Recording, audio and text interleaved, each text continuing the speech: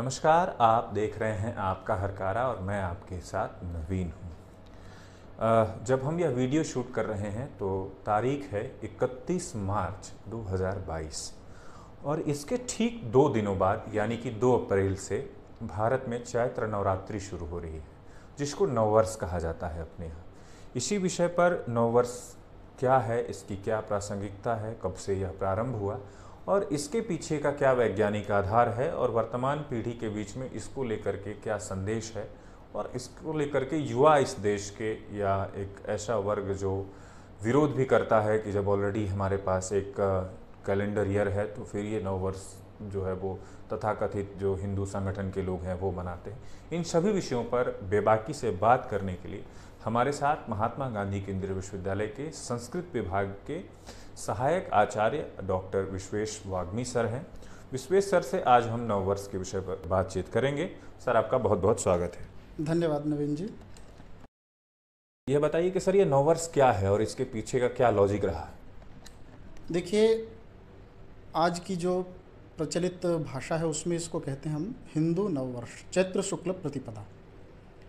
और कोई भी समाज या संस्कृति अपने नववर्ष के लिए एक ऐसा दिवस चुनना चाहती है जिसमें उसके इतिहास का एक बहुत उत्तम पक्ष छिपा हो, और केवल इतिहास ही नहीं, भविष्य की एक संरचना, भविष्य के लिए एक पथ भी उसमें निहित हो। तो इस रूप में यदि हम सनातन भारतीय संस्कृति के विषय में बात करें तो यह हिंदू नववर्ष चैत्र शुक्ल प्रतिपदा को जो मनाया जाता है, यह इस रूप में सर्वोत्तम दिवस है किसी भी संस्कृति के नववर्ष के रूप में। क्यों है, इसके लिए मैं बताता हूँ कैसे क्यों मनाया जाता है। देखिए, सर्वप्रथम हमारी जो मान्यता है उसके अनुसार सृष्टि का आरंभ ब्रह्मा जी ने इसी दिन किया था। दूसरा, इसलिए आंध्र प्रदेश में, यहाँ उत्तर भारत में हम इसको विक्रमी संवत के रूप में मानते हैं, नववर्ष के रूप में कहते हैं। आंध्र प्रदेश में उगादि के रूप में इसको जाना जाता है। उगादि का मतलब ही है युगादि। महाराष्ट्र या और हाँ जी, युग की शुरुआत, युगादि, वही अपभ्रंश होकर उगादि के रूप में आ गया।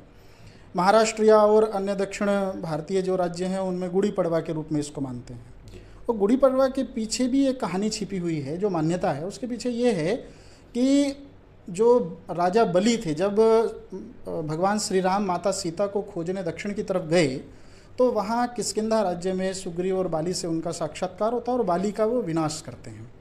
बाली वह शक्ति है जो एक तरह से उस समय अन्याय का प्रतीक है। और जब उन्होंने बाली को समाप्त किया, कहानियों में तो हमें ऐसा लगता है कि केवल 2 भाइयों की कहानी है और उसको समाप्त किया, पर नहीं, श्री राम केवल 2 भाइयों की लड़ाई के बीच में किसी एक को खत्म करने वाले महापुरुष नहीं हैं। वो अत्याचार से मुक्ति दिलाने वाले महापुरुष हैं, भगवान हैं। तो जब बाली से उन्होंने मुक्ति दिलाई तो सभी लोगों ने बाहर निकलकर, इतना डर था कि बाहर नहीं निकल पाते थे, बाहर निकलकर गुड़ी मतलब ध्वज और पड़वा मतलब उसको फहराया। तो इस रूप में और कुछ पकवान, कुछ अन्न बांटे गए, खुशी मनाई गई वहाँ के लोगों के द्वारा। तो यह इसी दिन हुआ था और यही कारण है कि भगवान श्री राम का जब राज्याभिषेक हुआ तो भी इसी दिन को चुना गया। विक्रमादित्य, सम्राट विक्रमादित्य का जब राज्याभिषेक हुआ, शकारी विक्रमादित्य जो हमारे इतिहास में प्रसिद्ध हैं, ईसा से भी 57 वर्ष पूर्व उनका राज्याभिषेक हुआ है और उसको शकारी विक्रमादित्य के नाम से विक्रम संवत का आरंभ भी इसी दिन हुआ। आर्य समाज की स्थापना, जो कि राष्ट्रीय आंदोलन में, सामाजिक और राष्ट्रीय आंदोलन का एक प्रतीक बना आर्य समाज महर्षि दयानंद सरस्वती द्वारा, उसकी भी स्थापना के लिए यही दिवस चुना गया। राष्ट्रीय स्वयंसेवक संघ के संस्थापक परम पूज्य डॉक्टर केशव राव बलिराम हेडगेवार जी का भी जो जन्म दिवस है वो भी इसी दिन आता है। और ये सब बातें तो इतिहास का एक पक्ष हो गई। यदि हम देखें प्रकृति को भी, यदि हम देखते हैं तो प्रकृति का नाम ही है, प्रकृति कहा किसे जाता है, क्षणे क्षणे यन नवताम उपेति तदेव रूपम रमणीयताया, रमणीय होती है जो क्षण क्षण में नवीन हो, युवा हो, युगानुरूप जिसमें परिवर्तन की संभावना हो, वह प्रकृति होती है। तो प्रकृति, संपूर्ण प्रकृति को देख लीजिए इस समय कि कहीं नए वृक्ष, नई कोपल आ रही हैं, पलाश के नए फूल आ रहे हैं और आम्र अपनी मंजरी से युक्त हो रहे हैं। ये क्या दिखाता है? इससे अच्छा उदाहरण प्रकृति के लिए नहीं हो सकता कि ऋतुओं का यह परिवर्तन जिसमें वसंत आ रही है, कि एक युवा शक्ति के रूप में विद्यमान जो हमारे अंदर ऊर्जा है उसका एक प्रस्फुटन कैसे हो। तो इस दिन को ये चुना गया। कुछ लोग, हाँ सर युवा पीढ़ी जो है जी। वो इससे कैसे जुड़े सर? क्योंकि जब आप नए दौर के युवाओं से बातचीत करेंगे तो वो हैप्पी न्यू ईयर को लेकर के उनके मन में एक ऑलरेडी ये अंडरस्टूड है बातें कि जो है मतलब साल कैलेंडर बदलेगा 1 जनवरी को, तो वो पार्टी और वगैरह तमाम चीज़ें, फिर वो नाच गाना और तमाम जो चीज़ें कर सकते हो। और ये जो नव वर्ष की बात होती है सर, तो जो नव वर्ष और न्यू ईयर सर, ये दो अलग अलग चीज़ें भारत में चल रही हैं, तो किसकी मतलब आप देखते हैं सर कि वो प्रधानता अभी तक वर्तमान? प्रधानता तो देखिए, जैसे राजनीतिक परिवर्तन होते हैं तो कुछ चीज़ें बदल जाती हैं, परंतु मैं न्यू ईयर और नववर्ष के बीच की यदि बात करूं उनके मध्य की, तो आप ये देखिए, युवा होने का मतलब केवल ये नहीं है कि आपकी आयु में कोई गुणात्मक अभिवृद्धि होना केवल युवा होना है, या आपको कुछ अधिकार प्राप्त होना केवल युवा होना है, या आप कहीं जाकर खड़े होकर आनंद मनाने की शक्ति आपके अंदर आ गई है तो आप युवा हैं, ऐसा नहीं है। मौज मस्ती का नाम केवल हमारी भारतीय संस्कृति में युवा नहीं है। युवा होने का तात्पर्य है कि आपके अंदर इस देश के लिए, इस राष्ट्र के लिए, इस समाज के लिए, प्रकृति के लिए कुछ अंदर विद्यमान है, एक कुछ नए संकल्पों की शक्ति विद्यमान है जिनका प्रस्फुटन होना आवश्यक है। युवा होने का मतलब है जो ईश्वर प्रदत्त आपके अंदर शक्तियां हैं उनका प्रस्फुटन हो रहा है, और इस नववर्ष में प्रस्फुटन ही होता है। आम्र के अंदर जो आम निहित है, आम का फल निहित है, वह फल आज के दिन प्रस्फुटित होता है। तो चैत्र शुक्ल प्रतिपदा इसको रखा गया। और ये भी देखिए, कुछ लोग प्रश्न कहते हैं कि फाल्गुन समाप्त हो जाता है 15 दिन पूर्व, तो तब क्यों नहीं मनाते? जी, मैं वही, मेरा अगला सवाल वही था सर। हाँ, पर आप उसको कंटिन्यू। ठीक है। तो वो कहते हैं कि नहीं मनाते, क्यों नहीं मनाते भाई? तो इसका कारण ये है कि हमारी संस्कृति ही है, वो अंधकार की तरफ नहीं जाना चाहती। चंद्रमा की प्रथम कला शुक्ल पक्ष से आरंभ होती है, तो इसलिए वह शुक्ल पक्ष से आरंभ होने वाला दिवस, चाहे 15 ही दिन बाद क्यों ना आए, उसको हमने प्रतीक के रूप में, नववर्ष के रूप में रखा है कि जो पूर्णिमा तक जाता है, अपनी संपूर्णता तक प्राप्त होता है, और जीवन का जितना भी रस है, औषधियाँ हैं, वनस्पति, इनका राजा माना गया है चंद्रमा को।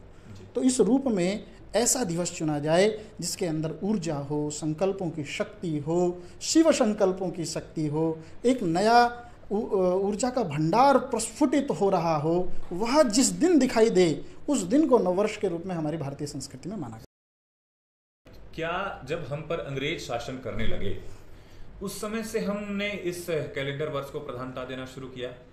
उससे पहले क्या हम नववर्ष की ओर थे, या हाँ। उससे पहले जो हिजरी संवत, नववर्ष के बाद शायद हिजरी संवत का दौर रहा जब मुगलों के आक्रमण और मुगलों का शासनकाल अपने देश में? बिल्कुल बिल्कुल। तो ये हम औपनिवेशिक स्थितियों के कारण सर ये कैलेंडर की ओर ज़्यादा झुक गए? बिल्कुल, सबसे बड़ा कारण यही है कि जब गुलाम बनाया जाता है किसी देश को, तो सबसे पहले प्रहार किया जाता है उसकी संस्कृति, उसके कुछ उन चिन्हों पर जिसके आधार पर वह सभ्यता हजारों वर्षों से खड़ी हुई है। उन चिन्हों को सबसे पहले किसी न किसी रूप में दबाने का प्रयास किया जाता है, और अंग्रेज़ों के द्वारा ये प्रयास किया गया। और ऐसा नहीं है कि केवल भारत में इस दिन नववर्ष मनाया जा रहा था, संसार के बहुत से ऐसे देश हैं जहां मार्च और अप्रैल में ही नववर्ष मनाया जाता था। तो इस रूप में अंग्रेजी सभ्यता ने जब अपने पैर पसारे हैं भारत में, तो अपने संपूर्ण जितना भी उनका प्रशासन है, या जो भी उन्होंने यहाँ एक गुलामी बनाने की मानसिकता के साथ जो अपना शासन स्थापित किया, उसमें यही है कि सबसे पहले ऐसे चिन्हों को तोड़िए जिनसे इनका स्वाभिमान समाप्त हो जाए। तो तभी से ये विशेष रूप से, और बाद में अंग्रेजी पढ़े लिखे जिसे हम मैकाले की संतान कहते हैं, उनके द्वारा जब शासन किया गया तो इस चीज़ को और बढ़ा चढ़ा के प्रस्तुत करने का प्रयास हुआ। सर, एक साजिश जो पश्चिम ने की है कि 1 अप्रैल को वो अप्रैल फूल डे मनाते हैं, तो सर इसको आप क्या भारतीय नववर्ष से जुड़ा? बिल्कुल जोड़ते हैं, बिल्कुल जोड़ते हैं। ऐसा इतिहास में है कि यूरोप के कुछ देशों में इस दिन को बहुत उल्लास से मनाया जाता था। तिथि समाप्त तो हो चुकी होगी, भारतीय जो पंचांग है संभवतः वहाँ नहीं रहा होगा उस रूप में, परंतु उनके संस्कारों में था कि इस समय एक नववर्ष का समय आता है, वसंत का समय आता है। तो 1 अप्रैल को उन्होंने चुना हुआ था, और उनको नीचा दिखाने के लिए इसको मूर्ख दिवस के रूप में और इस रूप में प्रचारित किया जाने लगा। तो वो धीरे धीरे आकर जो भी अंग्रेजी पढ़ी लिखी आज की युवा पीढ़ी मान लीजिए, या पूरी सभ्यता है, उसको बहुत बड़े रूप में इसको प्रचारित किया गया कि इसको मनाना नहीं है, ये तो मूर्ख दिवस है। क्योंकि सामान्यतः जो है सर, वित्तीय कैलेंडर आज भी भारत में आज 1 भी, अप्रैल को ही बिल्कुल। बदलते हैं, या फिर रजिस्टर वगैरह जो व्यवसायिक बही खाते व्यक्ति जो होते हैं, थे बही वो उस खाते, समय वो बदला या तो बदला दिवाली करते को थे। बदलते थे सर, या फिर वो इस समय बदलते हैं। बिल्कुल। तो सर इसके पीछे क्या तर्क रहा होगा उन लोगों का कि इन्होंने वो सबसे संस्कार में बचा रह गया। बड़ी बात यह है, देखिए जब विदेशी नववर्ष मनाया जाता है, विशेष रूप से विदेशी क्या, आंग्ल नववर्ष जिसे हम कहते हैं, उसमें क्या है, उस समय तो प्रकृति एक तरह से अपने आप में एक समस्या में होती है, वो सोई हुई है, चारों तरफ वातावरण ही नहीं है काम करने का। जी। उस समय तो आप देखिए विदेशों में तो छुट्टियां मनाई जाती हैं, जहाँ बहुत बड़े पैमाने पर बर्फबारी होती है और ये सब होता है, तो वहाँ काम करने की उस समय क्षमता ही विद्यमान नहीं होती, काम करने का वातावरण ही नहीं होता, प्रकृति स्वयं अपने आप में एक कुछ समस्याओं से जूझ रही होती, तो वो नववर्ष मनाने का तो कोई तात्पर्य ही नहीं बनता। सर क्या ये 25 दिसंबर ईसा मसीह का जन्मदिन और तो इसके आसपास बिल्कुल बिल्कुल ये सब चीज़ें जोड़ी गई हैं, और उसके साथ फिर इसको फैलाया गया संपूर्ण संसार में कि हम जैसा मनाते हैं वैसा ही सब लोग मनाइए। मतलब वो वाली स्थिति हो गई कि हमारे पूर्वज बंदर थे तो आपके भी बंदर ही होंगे, तो ऐसा नहीं है, होंगे आपके पूर्वज बंदर, हम तो ऋषियों की संतान हैं।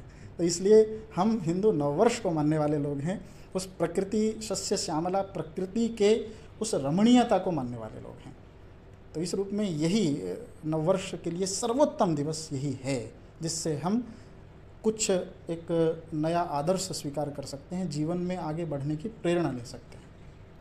सर इस नववर्ष को लेकर के जो सामान्यतः कॉन्सेप्ट रहा है कि लोग इस समय भी, मतलब आप 1 जनवरी की ही बात ले लीजिए सर, इस 2022 साल की ही बात कर रहा हूँ, कि बड़ी संख्या में लोग, हिंदू समाज के लोग मंदिर जा रहे हैं, पूजा पाठ कर रहे हैं। तो सर इसको आप थोड़ा सा मतलब मुझे एलेबोरेट करिए कि ये क्या हो रहा है। देखिए हमारी अपनी संस्कृति में यह है कि जब भी हम कुछ नया त्यौहार मनाते हैं तो ईश्वर का आशीर्वाद लेते हैं। आपको याद होगा कि हमारी दादी, हमारी माता जी तक, उनको नववर्ष की तिथियां याद, इसकी जो आंग्ल नववर्ष है, नया साल जिसे जनवरी से आरंभ होता है, उसकी डेट याद नहीं होती उन्हें आज भी वो अष्टमी नवमी और यही याद है।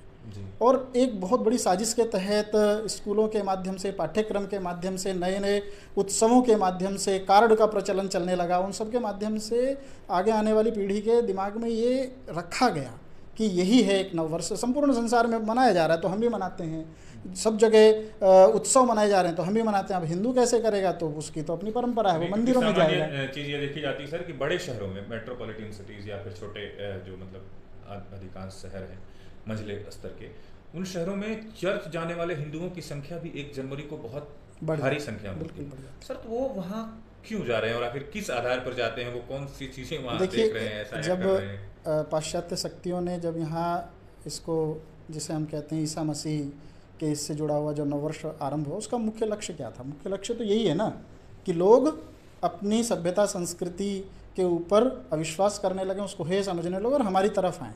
तो वही उसी का लक्ष्य है। धीरे धीरे जाता व्यक्ति का है। जब मैंने आरंभ में ही कहा कि दूसरी संस्कृति के चिन्हों को दबाकर जब अपने कुछ मूलभूत चिन्हों को ही उनकी जीवन की शैली बना दी जाती है, उनके जीवन का अंग बनाया जाता है, तो धीरे धीरे वो कन्वर्ट होता ही है, उसको वो चीज़ें अच्छी लगने लगती हैं।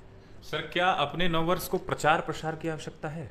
प्रचार प्रसार ही नहीं, इसको तो प्रशासन की तरफ से, सरकारों की तरफ से ये बताने की आवश्यकता और इसको बड़े पैमाने पर मनाने की आवश्यकता है। स्कूलों और यहाँ तक कि महाविद्यालयों, उच्च शिक्षण संस्थानों में इसको बहुत बड़े स्तर पर मनाने की आवश्यकता है, जिससे तभी हमारी युवा पीढ़ी जागरूक होगी ना। नहीं तो ये भी एक कहीं ना कहीं सांप्रदायिकता का एक हिस्सा बनकर रह जाएगा, जैसे कि कुछ लोग प्रचारित करते हैं। जबकि आप देखें तो इसमें वो सब चीज़ें कुछ है ही नहीं। ये प्रत्येक भारतीय के लिए, चाहे वो किसी धर्म का हो, हम इसको आज तक संजोए हुए हैं, ये ठीक है, परंतु प्रत्येक भारतीय का यह कर्तव्य है कि वह नववर्ष को इसी दिन मनाए और बड़े पैमाने पर। केवल जागरूकता तो ठीक है, हम कर ही रहे हैं, बहुत वर्षों से कर रहे हैं, बहुत तमाम संगठन हमारे इस दिशा में कार्य कर रहे हैं, परंतु केवल यह आवश्यक नहीं है कि यह हमारे यहाँ तक ही सीमित रह जाए। ये क्योंकि प्रकृति सबकी है, प्रकृति की का उत्साह सबका है, उल्लास सबका है, मंगल कामनाएं सबकी हैं, तो वह सबकी है, तो सबको इसी दिन से नववर्ष मनाने की अत्यंत आवश्यकता है।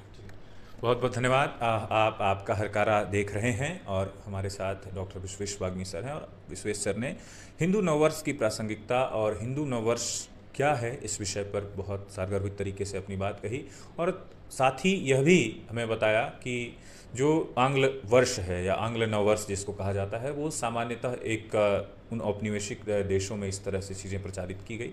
उसी पर उन्होंने बहुत बेबाकी तरीके से हमारे समक्ष अपनी बात रखी है। आप आपका हरकारा देख रहे हैं। अगर आप फेसबुक पर देख रहे हैं तो पेज को लाइक करिए, यूट्यूब पर देख रहे हैं तो चैनल को सब्सक्राइब ज़रूर करिए। आपका बहुत बहुत धन्यवाद।